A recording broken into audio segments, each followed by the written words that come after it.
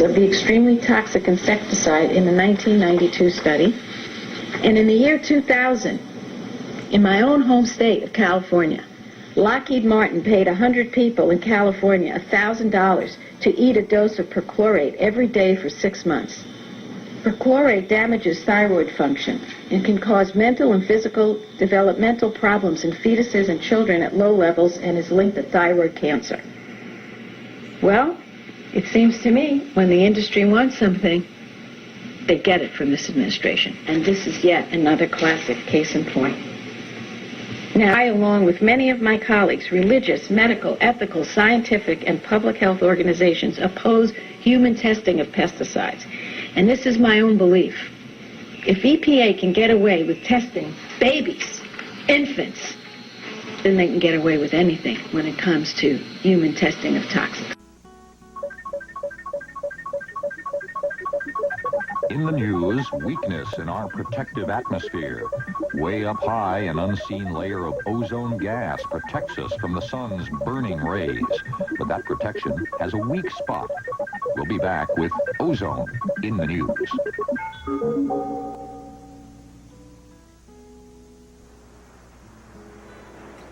And now, ozone in the news. The atmosphere around Earth includes a high layer of ozone gas. The ozone absorbs many of the sun's ultraviolet rays, the rays that cause sunburn. In this way, the ozone protects us from the worst effects of these burning rays. Recently, scientists discovered a weak spot in the ozone layer over Antarctica, the icy continent at the South Pole. Satellite photos show that a hole opens for a few months during Antarctica's springtime. Scientists aren't sure what causes this weakness, and they're worried that it might happen over a populated area. They say increased ultraviolet radiation through a hole in the ozone could raise temperatures, damage farm crops, and cause a lot more sunburn. Experts wonder if increased burning rays may have already damaged the food chain of Antarctic animals. Some scientists think the ozone layer is weakened by chemicals called chlorofluorocarbons, known more simply as CFCs. CFCs are used in automobile air conditioners, home insulation, and in plastic cups. 8 years ago, because they were believed to be damaging the ozone layer, CFCs were banned from aerosol cans in the United States. Now, with an eye on what's happening over Antarctica, some scientists want a worldwide ban on all uses of CFCs. I'm Christopher Glenn with Earth's ozone layer in the news.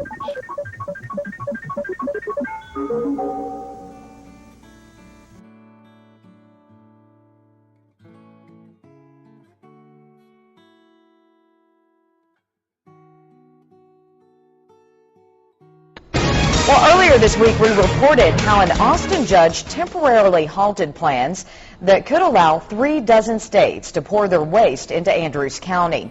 But the debate is far from over. As Nick Lawton tells you, the end of 2010 is just the beginning for this issue. Nick? Crystal, the organization's Public Citizen and Texas Civil Liberties Project filed a restraining order against the Texas Low-Level Radioactive Waste Disposal Commission to stop this rule from being voted in. That judge did sign it, but now a hearing has been scheduled for Monday to look at it again. The controversy continues surrounding the Waste Control Specialist facility in Andrews after the restraining order was filed to halt the commission from voting 36 other states into the dump. Attorneys from the Attorney General's office came in and made arguments for the proposal before the judge. Grant them the opportunity to file a motion of dissolution and have that motion heard on Monday, January 3rd. So come Monday, both sides will make their cases again, and the restraining order will be upheld or dissolved. If the order is dissolved, the commission can vote on the proposal in their January 4th meeting. If not, it'll be tabled until a January 13th hearing where the proposal itself will come into question. Opponents don't like the idea that even more waste could be flooding Andrews.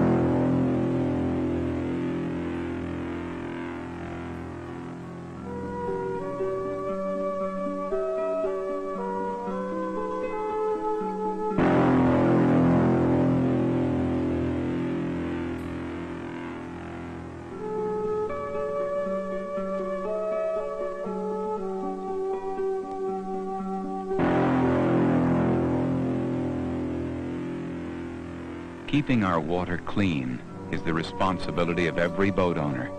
It's up to you to make sure our waterways aren't pollution ways. Clean water is everyone's natural right. Let's keep it that way.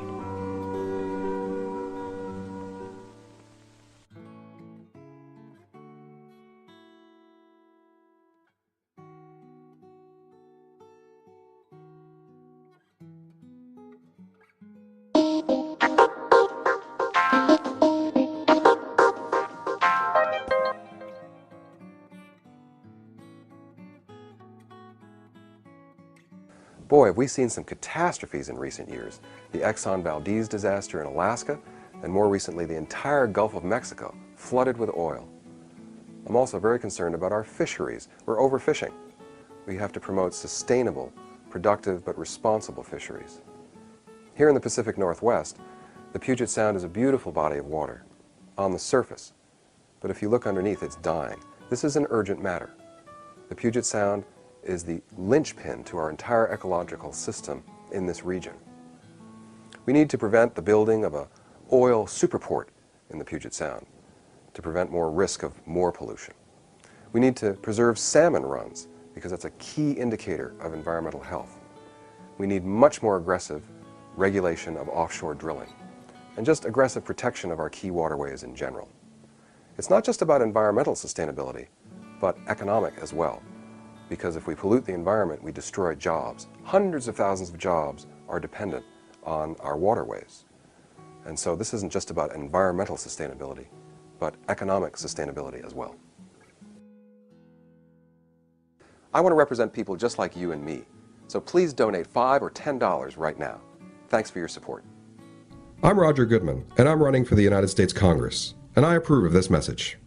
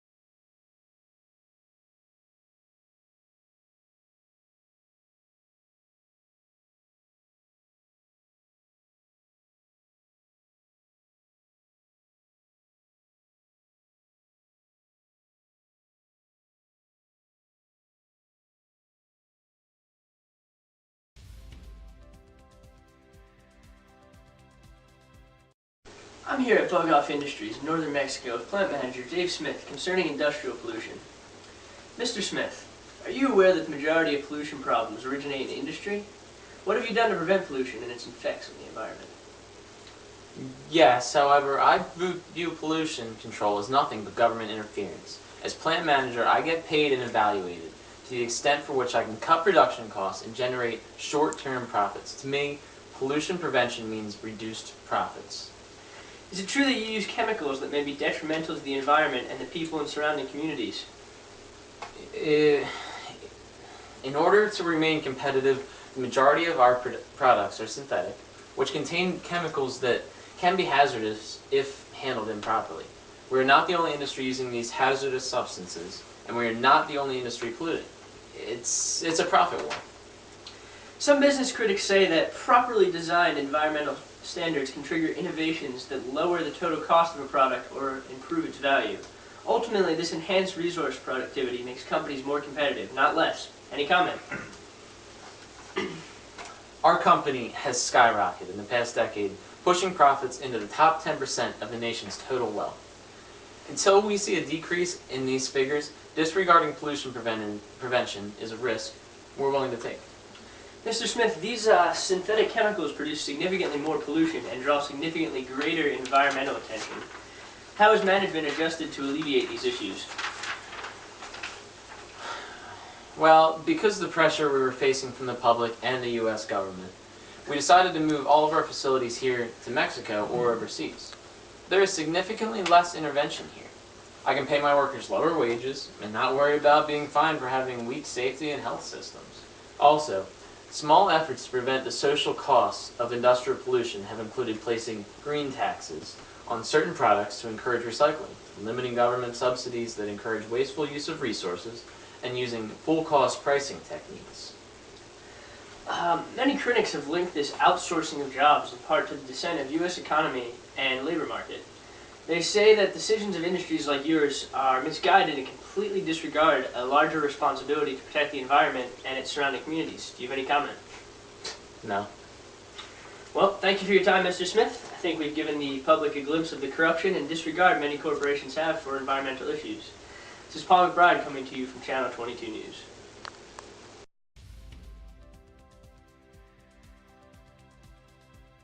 I'm here with Senator Campbell today to discuss the government's stance on pollution prevention. Senator, I'm sure you're aware that the U.S. military is the largest domestic polluter with over 27,000 known waste sites. Whose interest is the Pentagon really serving by trying to get Congress to relieve the military of its duty to comply with federal health standards? With all due respect, the military did recently complete a $460 million, 15-year cleanup project of a bomb test site in Hawaii, and the government also put billions of dollars into the National Toxic Campaign Fund to deal with these issues.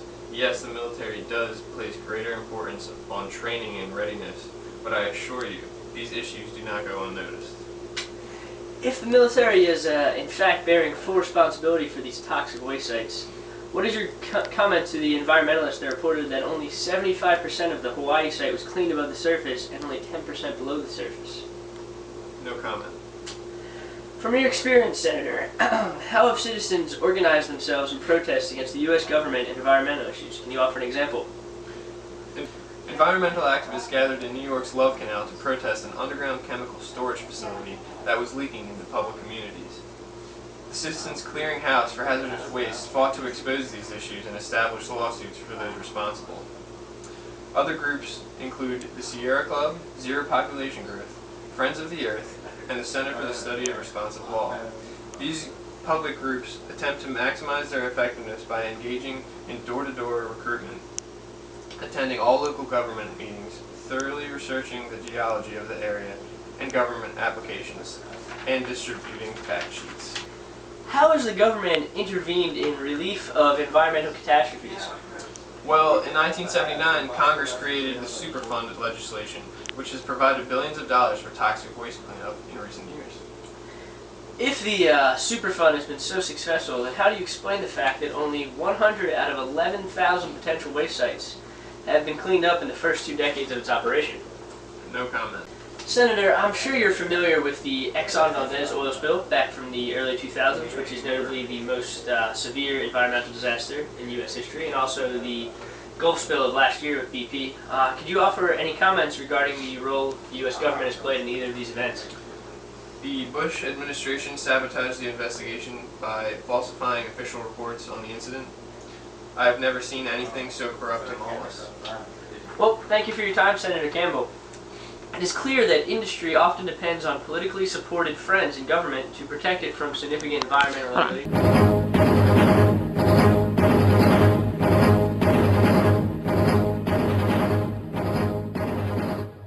Didn't press start yet? Go. Okay, now you can. Good evening. Today on Dateline, we're exploring conservation. I am Dietrich Callahan, and I am here with Claudia Larez. The United States uses 1/4 of the world's energy, more than China, Bangladesh, and Japan. Energy is cheap, so we have no problem wasting it. 2/3 of every US dollar consumers pay to large electric utilities goes to maintaining utility distribution systems. This means that our money is not going toward the actual energy, rather it is going to the maintenance of it. What we need is a more efficient process to produce and use energy. Conservation is the cheapest way to create energy independence. Amory B. Lovins, author of one of the most influential policy journals in the United States, argued that continuing with hard technology approach, energy problems would soon become economically impossible to solve and will soon lead to disaster. He offers a different approach called soft technology, which are efficiency and conservation in energy use and the development of solar, wind, and waste products. Also, instead of having huge corporation-owned energy companies, we could direct it to smaller, localized, energy-producing facilities and to homeowners. We need to stand up and put a push toward conserving energy. And now, over to you, Claudia. Oil prices cause class inequality in the U.S. society, and by focusing on conservation, it could solve energy problems without aggravating the inequality. Rich families consume much more energy than to either poor or middle-class families. For these poor families, a large portion of their income is used to pay for the energy bill than the rich families. Also, people of color are more heavily grouped in inner-city areas where they are more affected by air pollution than those living in the suburbs or countryside. This leads to a high rate of asthma in the inner-city area, leading to many hospitalizations and deaths. The reason why the U.S. government has not made stricter policies about energy-efficient products is because of the amount of influence and money oil, gas, and auto industries spend to stop legislation from creating these policies. Oil will account for 45% of energy consumption this year. However, we depend on other countries for our oil. Experts say that there are billions of barrels of recoverable oil remain in the ground in the U.S., which is enough to supply the country for decades. Why do we still rely on other countries then? We also spill and waste millions of gallons of oil a year, resulting in more air pollution and loss of valuable oil. Now, over to you, Dietrich Callahan. God. Automobile industries also do not help with creating alternatives. They want people to continue to buy the biggest SUVs and to not use mass transit. Because of this, mass transit has declined immensely. We as a country need to stand up and push for more efficient ways to use energy and focus on the idea of conservation instead of using millions of dollars trying to find alternatives. This is a huge problem, and if we don't do something about it, our country will face disastrous global warming and other effects of pollution and irresponsible use of energy. I want to thank you all for watching Dateline. This has been a special presentation by Odietrick Callahan. Signing off, I will see you next week.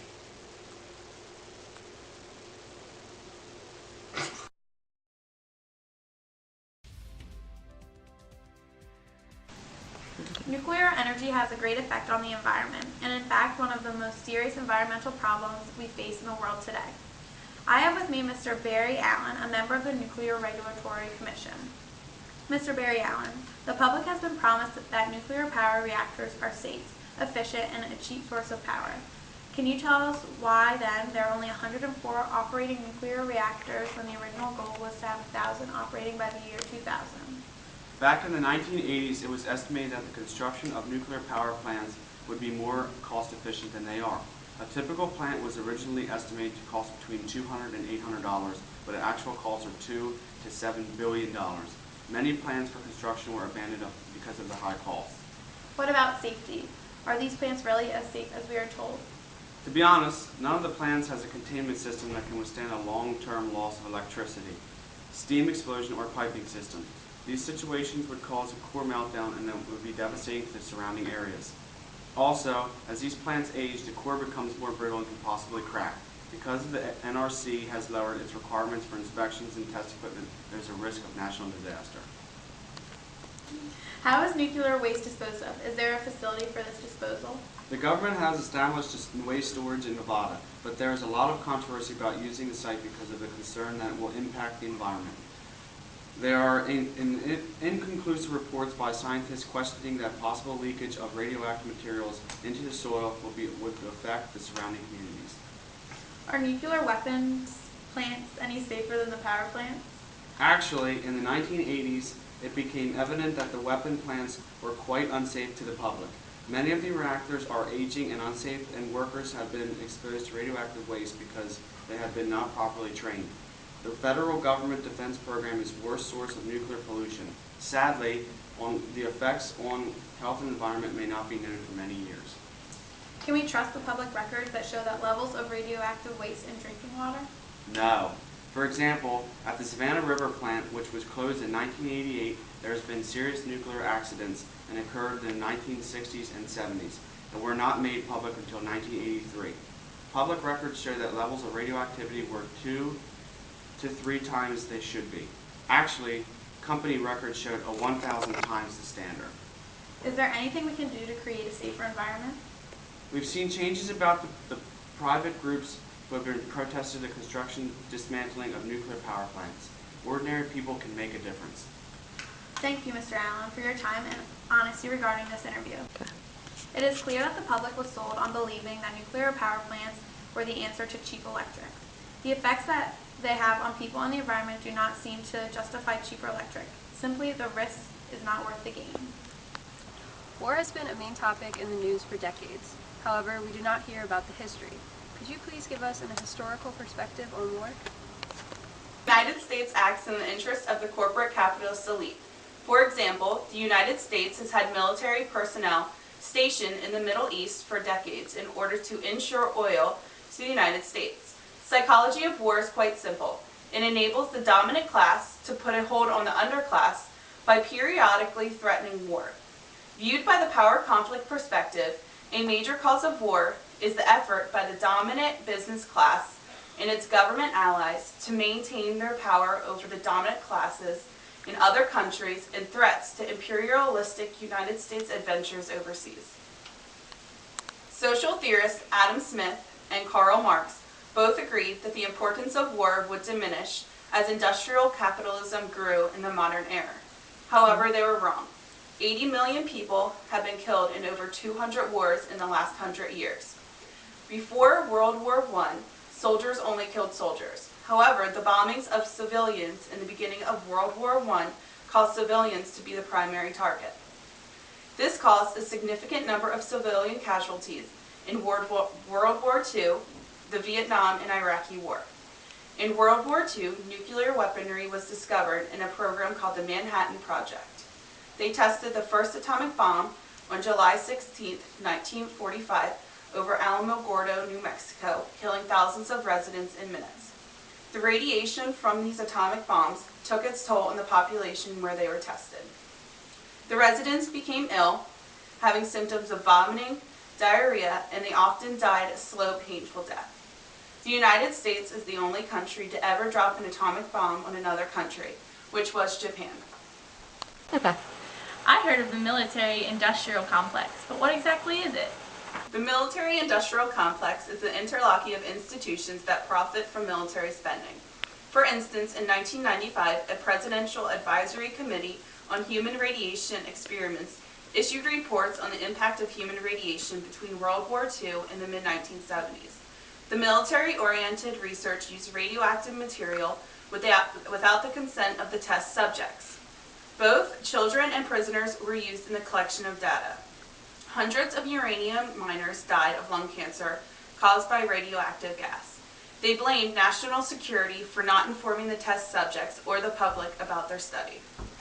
The military-industrial complex is distinguished by the Iron Triangle. This is when the Defense Department, military contractors, and members of Congress all work together to profit from military spending. In most cases, people move from job to job in the triangle. The Iron Triangle and the lack of controls affect a job availability, the products made, and the efficiency of production. Large military budgets have a large impact on the U.S. economy. They control the largest single block of the capitalist economy, but do not produce consumer goods that benefit civilians. They run off a cost-plus basis in which the federal government pays private corporation contractors whatever cost the contractor wants. This, however, offers little incentives for efficient production. Is it true that the United States helps in the spread of weapons worldwide? Yes, they have. In the Ronald Reagan and George H.W. Bush administrations sold the poisonous chemicals and deadly biological viruses to Iraq that then Saddam Hussein used during the Iran-Iraq War. The United States also provides billions of dollars a year in grants to foreign governments to buy U.S.-made weapons.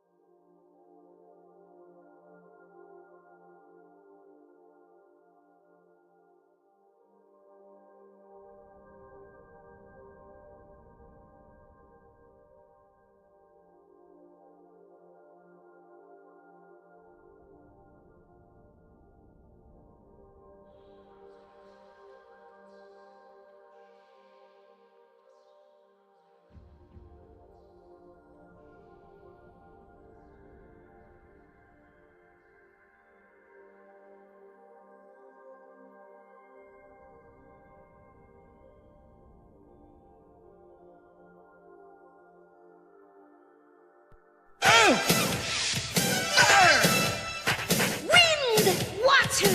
Hot! Go Planet! By your powers combined, I am Captain Planet! Captain Planet, he's our hero. Gonna take pollution down to zero. He's our powers magnified, and he's fighting on the planet side. Captain Planet, he's our hero. Gonna take pollution down to zero. Gonna help him put us under bad guys who like to loot and plunder. You'll pay for this, Captain Planet. We're the Planeteers. You can be one too, 'cause saving our planet is the